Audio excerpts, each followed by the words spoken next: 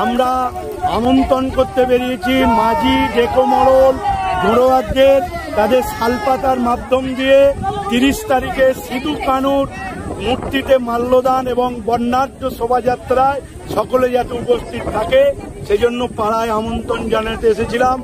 এবং এই পাড়ার বিশেষত্ব যে আদিবাসী সম্প্রদায়ের পবিত্র গাছ শাল গাছ, সেই শাল বৃক্ষ রোপণের এলাকায় রোপণের মধ্য দিয়ে আমরা উৎসাহিত করলাম। উদ্দেশ্য একটাই, সিধু কানুর বীরত্বের কথা আমাদের নতুন প্রজন্মের ছেলে মেয়েদের কাছে তুলে ধরতে হবে। আদিবাসী ভাই বোনেরা অত্যন্ত স্বতঃস্ফূর্তভাবে এই উৎসবে পালন করেছেন।